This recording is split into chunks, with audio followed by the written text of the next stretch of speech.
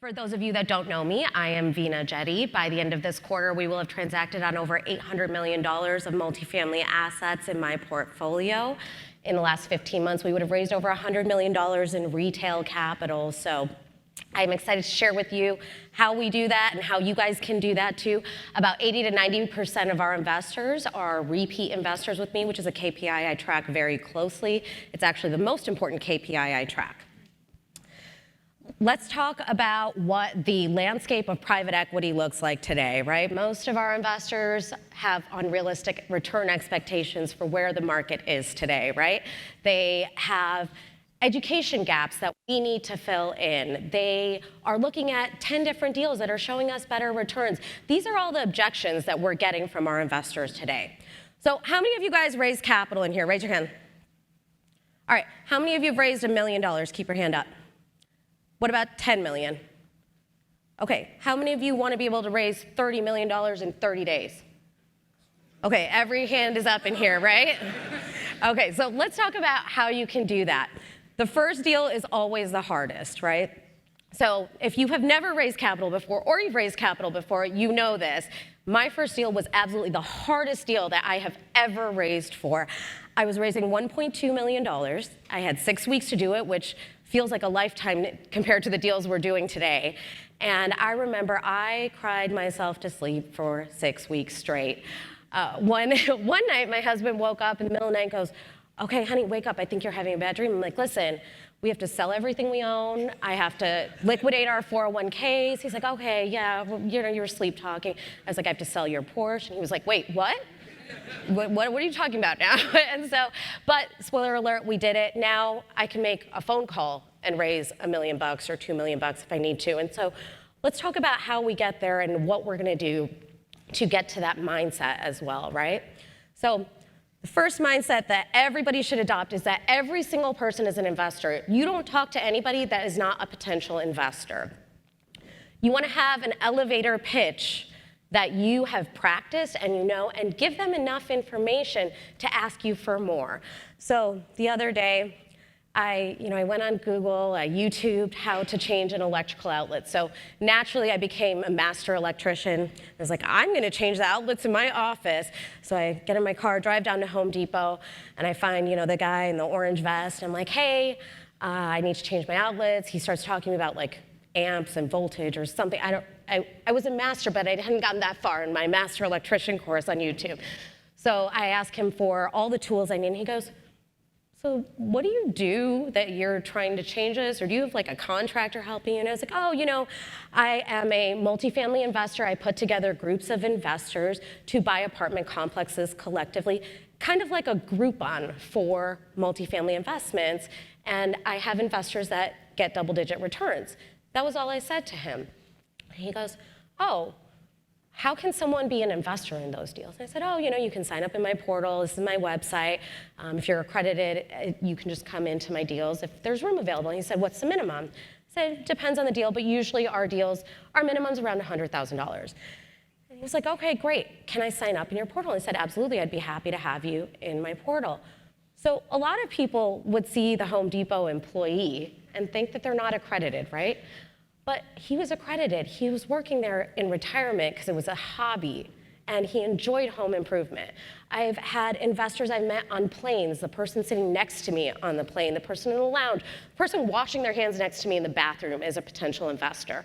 So adopting that mindset that everybody you speak to is a potential investor or they know a potential investor will really help you be able to scale your database. Building a database. So one of the things you need to do is get a large database. The larger your database, the easier it is to raise more capital. You want to make sure that you are raising capital in between your deals. And I'm going to say that again because that's probably the most important point I make is raise your capital when you don't have a deal. Tell your investors who you are, what you do. Let them vet everything except for the actual deal, so that when you have a deal, the hurdle is much lower. You're just explaining to them what that particular deal structure is. You want to have a database that you can actually follow up and maintain. So whether that's an Excel spreadsheet or a portal, you want to make sure you have those processes in place. So When you are raising your capital, what you're going to do, you're not going to come and say, hey, Susie Smith, here's a multifamily deal with great returns, write me a check for $100,000, right? What you're going to do is you're going to call her up when you don't have a deal, and you're going to say, hey, Susie Smith, I've always thought of you as a very smart investor. You've always made really great financial decisions. You're somebody that I admire. I was wondering, this is what I'm involved in, and I was wondering if the next time I have a deal, I could put it in front of you to get some feedback on the deal. I want to hear what your honest opinions and thoughts are. You're going to get one of 3 responses 99% of the time. I love this deal and I want to invest. That's easy, right? Like, I know why I love my deal. I put my name on it. So great, here's how you get involved. The second response you're going to get is, I like this deal, but I'm worried about interest rates, right? And you're going to overcome those objections. So you're going to say, Susie, this is exactly why I think you're one of the smartest investors I know. I'm concerned about interest rates too. We've trended interest rates up to mitigate that risk. We've bought a cap on interest rates that's higher than any cap we bought. We've only leveraged the deal to 66% on this one. Whatever those mitigation steps you've taken in your underwriting are, you're going to overcome that objection. And third response you're going to get is, I don't like this deal. A no is more important than a yes because it tells you more about an investor. If they say no, ask them why. Understand why they don't like it. Hey, I don't have the capital right now. I have too much multifamily in my portfolio. I don't like you, Vina. Like, whatever those reasons are, you want to know so that you can adjust your notes and make sure you reach out to them at an appropriate time or overcome the objections that they have.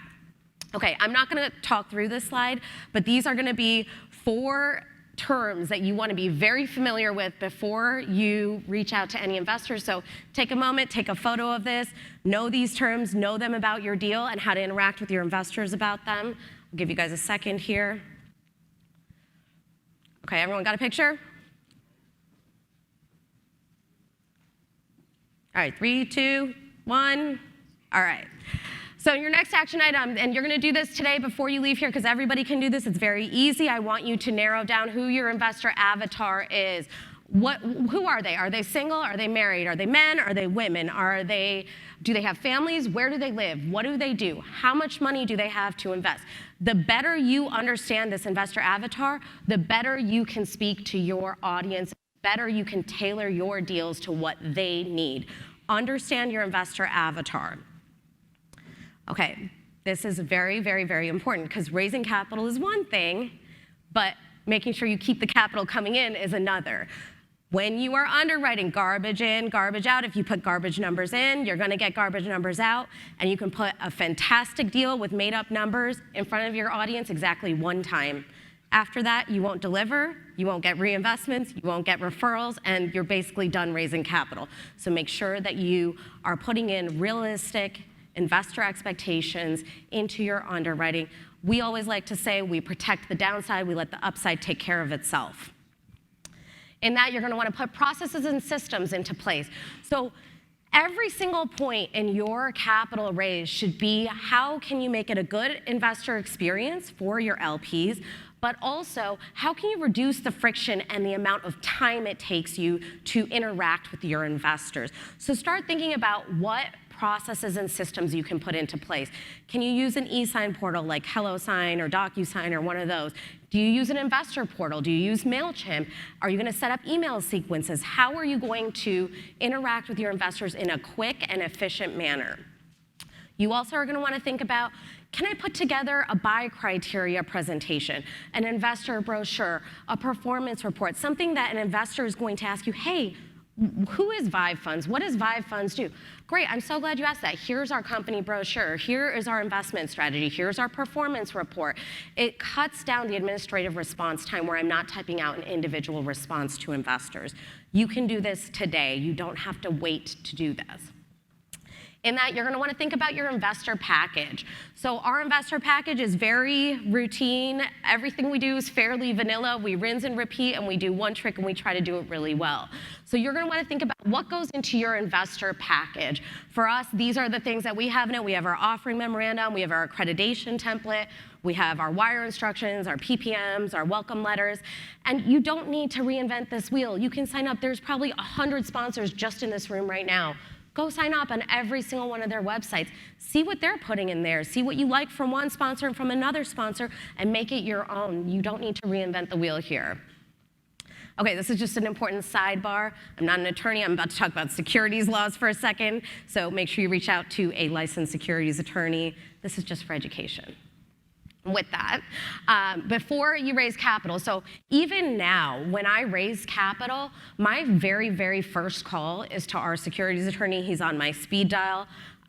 We use Nick out of LA, so I call him up. I say, hey, Nick, I want to raise $50 million.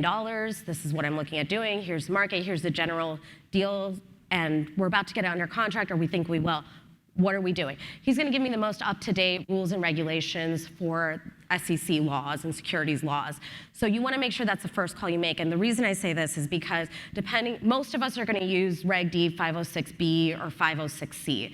Depending on which one you use, it's going to change how you can talk about the deal in public. And you need to know that before you start talking about the deal in public.